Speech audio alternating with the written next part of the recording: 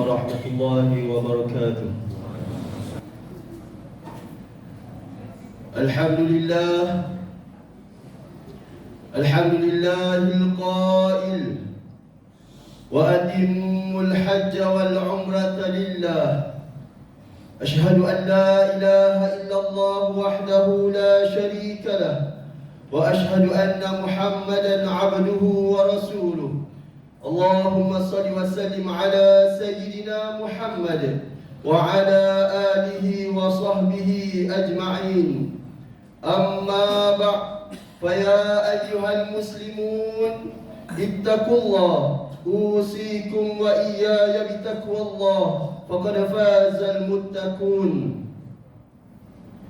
قال الله تعالى: يا أيها الذين آمنوا اتقوا الله حق تقاته ولا تموتن إلا وأنتم مسلمون. Muslimin yang dirahmati Allah sekalian, saya menyeru diri saya dan para hadirin sekalian agar kita sama-sama memperkukuhkan ketakwaan kita kepada Allah Subhanahu wa taala, yaitu dengan melaksanakan segala suruhannya dan menjauhi segala larangannya. Kerana sesungguhnya orang yang benar-benar berjaya di akhirat kelak hanyalah mereka yang bertakwa kepada Allah Subhanahu wa taala. Hadirin Jumaat yang dirahmati Allah sekalian, alhamdulillah, dengan izin Allah Subhanahu wa taala, pada tahun ini kita masih diberikan peluang untuk meraihkan kedatangan bulan Zulhijjah yang penuh kemuliaan dan barakah, bulan di mana puluhan ribu umat Islam Malaysia dipilih oleh Allah Subhanahu wa taala menyertai jutaan umat Islam seluruh dunia mengerjakan ibadah haji di Mekah Al-Mukarramah. Oleh itu, maka mimbar Jumaat hari ini ingin membicarakan khutbah yang bertajuk Falsafah Pensyariatan Ibadah Haji. Muslimin yang dirahmati Allah sekalian, dalam surah Al-Hajj ayat ke-27 dan 28, Allah Subhanahu wa taala telah memerintahkan Nabi Ibrahim alaihissalam menyuruh kepada seluruh manusia supaya mengerjakan haji di Baitullahil Haram. Dengan seruan tersebut, maka datanglah para jemaah dari seluruh pelosok dunia berhimpun di Mekah Al-Mukarramah mengerjakan ibadah haji setiap tahun. Mereka bukan sahaja datang menunaikan syiar ibadah haji, bahkan mereka dapat menyaksikan pelbagai faedah dan pelajaran yang menjadi falsafah di sebalik pensyariatan ibadah haji kepada manusia. Sesungguhnya dalam ibadah haji tersirat beberapa falsafah besar yang wajib dihayati dalam kehidupan harian umat Islam. Antaranya ialah: pertama, ibadah haji merupakan ikrar ketauhidan kepada Allah Subhanahu wa taala. Pada bulan ini, umat Islam seluruh dunia datang ke Mekah Al-Mukarramah dengan matlamat yang satu. Mereka datang dengan jiwa tunduk patuh kepada Allah Subhanahu wa taala. Segala pujian, sanjungan, kenikmatan dan kekuasaan yang mereka miliki semuanya dikembalikan kepada milik Allah Subhanahu wa taala. Sepanjang ibadah haji dilaksanakan syiar labbaik Allahumma labbaik, labbaik la syarika lak, innal hamda wan ni'mata laka wal mulk la syarika lak, sentiasa berkumandang dengan penuh semangat mereka melaungkan ucapan, Ya Allah, hamba-Mu datang menyahut panggilan-Mu. Hamba-Mu datang menyahut panggilan-Mu. Hamba-Mu datang menyahut panggilan-Mu. Tuhan yang tiada sekutu bagi-Mu, hamba-Mu datang menyahut panggilan-Mu. Sesungguhnya segala pujian, nikmat dan kerajaan adalah milik kepunyaan-Mu, dan tiada ada sekutu bagi-Mu. Inilah ikrar ketauhidan mengesahkan Allah Subhanahu wa taala, mengakui sepenuhnya pengabdian diri kepada pemilik dunia dan alam ini. Semuanya hanyalah milik sepenuhnya bagi Allah Subhanahu wa taala. Ikrar ini hendaklah menjadi darah daging kehidupan jemaah haji dan umat Islam sepanjang zaman.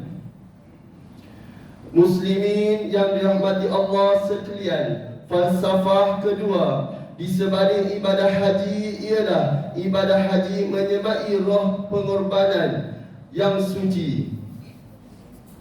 Dalam melaksanakan ibadah haji, harta, tenaga dan masa perlu dikorbankan. Keselesaan hidup, ketinggian pangkat, keegoan diri dan keseronokan dunia terpaksa dilupakan. Hanya orang yang benar-benar beriman sahaja yang mampu mengorbankan semua perkara tersebut. Para hujjaj yang sanggup mengorbankan perkara-perkara tersebut demi menyahut perintah Allah Subhanahu wa taala, sudah pasti akan terbentuk dalam jiwa mereka arti dan semangat pengorbanan dalam semua perkara kebaikan dan ketakwaan kepada Allah Subhanahu wa taala.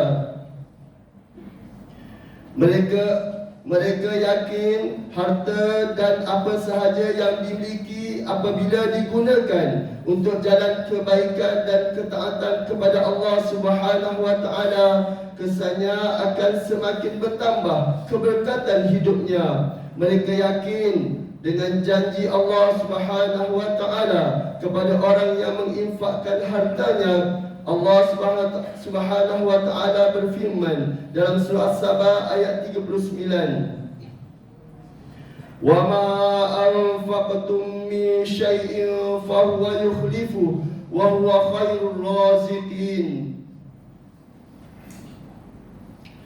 Dan apa-apa sahaja yang kamu nafkahkan, maka Allah akan menggantikannya, dan dialah pemberi rezeki yang sebaik-baiknya.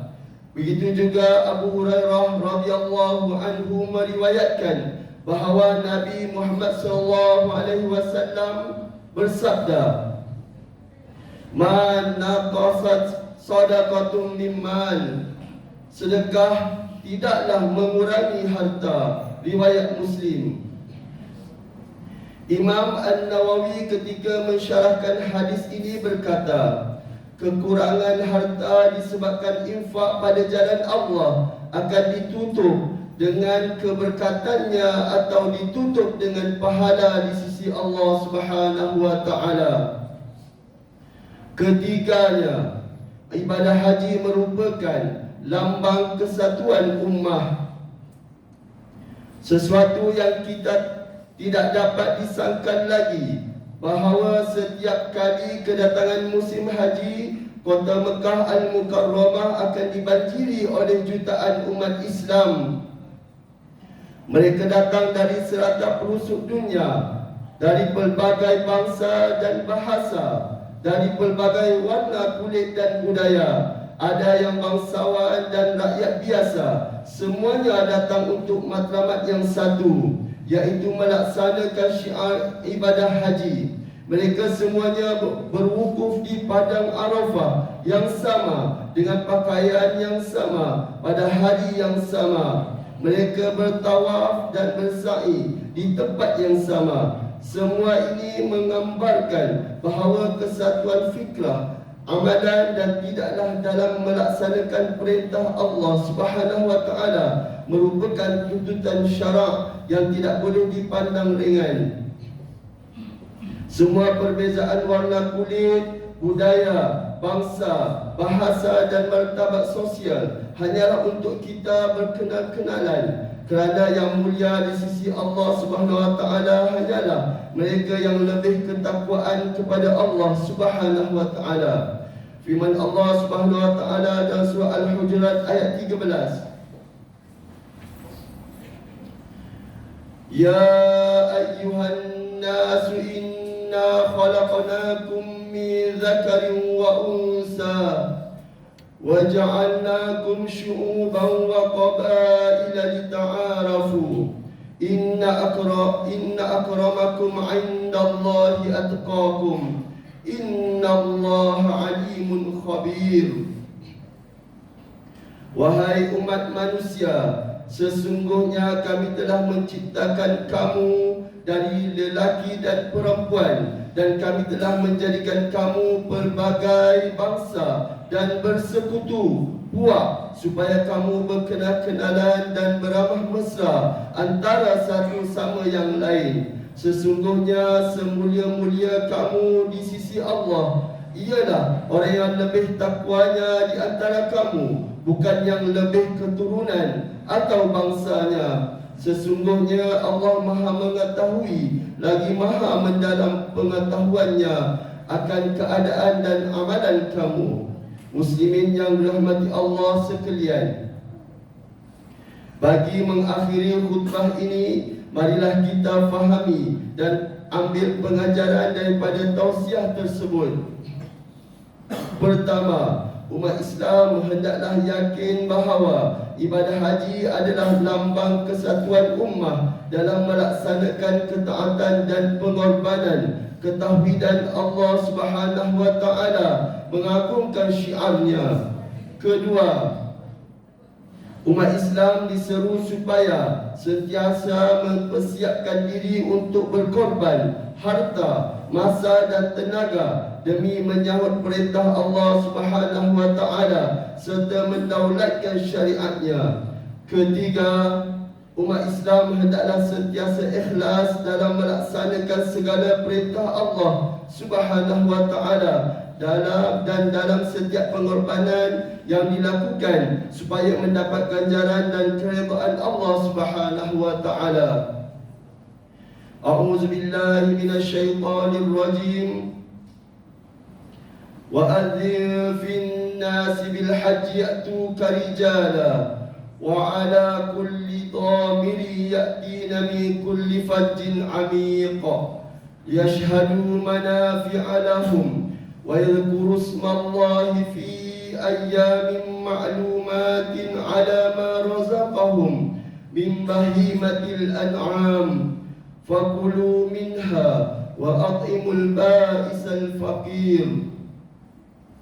Dan serukanlah umat manusia untuk mengerjakan ibadah haji, nescaya mereka akan datang ke rumah Tuhanmu dengan berjalan kaki dan dengan menunggang berjenis-jenis unta yang kurus yang datangnya dari pelbagai jalan dan ceruk rantau yang jauh, supaya mereka menyaksikan pelbagai perkara yang mendatangkan faedah kepada mereka serta mengingati dan menyahut nama Allah pada hari-hari yang tertentu, kerana pengurniaannya kepada mereka dengan binatang-binatang ternak untuk dijadikan korban. Dengan yang demikian, makanlah kamu dari daging binatang korban itu, dan berilah makan kepada orang-orang yang susah, yang fakir miskin.